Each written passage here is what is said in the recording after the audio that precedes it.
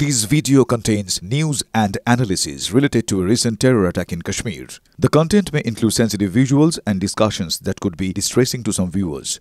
Viewer discretion is advised. We strongly condemn all forms of violence and terrorism.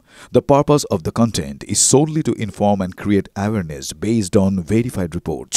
গুপ্তচর সন্দেহে ধৃত জ্যোতি রানী মালহোত্রা তাকে জেরা করা হয়েছে এবং সেই জেরায় বিস্ফোরক সব তথ্য সামনে আসছে। TV9 বাংলার কাছে সেই খবর রয়েছে জ্যোতি রানীর ল্যাপটপ ভিডিওর ফরেনসিক পরীক্ষায় চাঞ্চল্যকর তথ্য উদ্ধার হওয়া ভিডিওয়ে পাওয়া গেছে সেনার গতিবিধির তথ্য। আমার সহকর্মী সুজয় এবং শান্ত রয়েছেন এই মুহূর্তে। আমি সুজয়ের কাছে প্রথমে যাব। সুজয়, চাঞ্চল্যকর তথ্য সামনে আসছে, কোন কোন বিষয়গুলো সামনে আসছে বলে জানা যাচ্ছে? দেখো শুভজিৎ, যেহেতু সে গুপ্তচর হিসেবে কাজ করছিল জ্যোতি, সেক্ষেত্রে তাকে জেরা করে তদন্তকারীদের এখন যেটা মনে হচ্ছে যে কিভাবে গুপ্তচররা কাজ করে, কিভাবে গুপ্তচরদেরকে মুখে কুলু পাড়তে হয়, কিভাবে চুপ থাকতে হয়, সেটাও তাকে প্রশিক্ষণ দেওয়া হয়েছিল। তার কারণ তার ল্যাপটপ, তার মোবাইল, তার ক্লাউড ডিভাইস থেকে যে সমস্ত ডিজিটাল ডিভাইস থেকে যে সমস্ত তথ্য পাওয়া যাচ্ছে সেই সম্পর্কে যখন জ্যোতিকে জেরা করা হচ্ছে, জ্যোতি কিন্তু অস্বীকার করছে বা তদন্তকারীদের বিভ্রান্ত করার চেষ্টা করছে।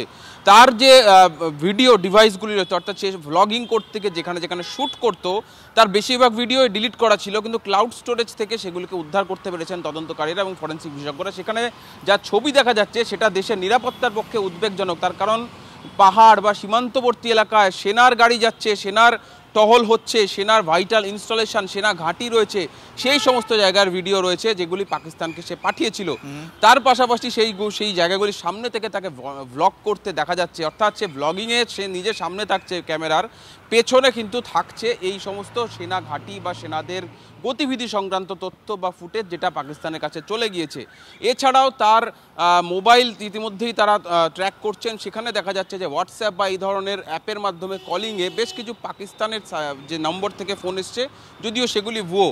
তার যে জিমেল আইডি, সেই জিমেল আইডি খোলা হয়েছিল পাকিস্তানের আইপি অ্যাড্রেস ব্যবহার করে, অর্থাৎ সে তার জিমেলটা কেউ অ্যাক্সেস করেছে সে যে পাকিস্তানে বসে রয়েছে। ফলে বুঝতে পারছো এটা সাধারণ কারো কাজ হতে পারে না। একেবারে এই বিষয়গুলো ভবিষ্যতে তাকে জেরা করে বেশ কিছু প্রশ্নের গুরুত্বপূর্ণ উত্তর মিলবে বলে মনে করা হচ্ছে।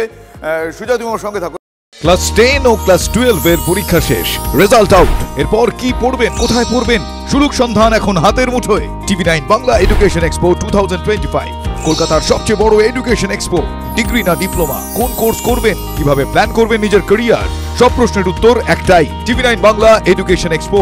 একই ছাদের তলায় থাকছে নামকরা সব ইঞ্জিনিয়ারিং কলেজ, বিশ্ববিদ্যালয়, মেডিকেল ও management institution. TV9 Bangla education expo 2025, 31 May ও 1 জুন বোস ইনস্টিটিউটে, কলেজ মোড়, সেক্টর 5, সকাল 10টা থেকে সন্ধ্যে 7টা পর্যন্ত। এন্ট্রি একেবারে ফ্রি।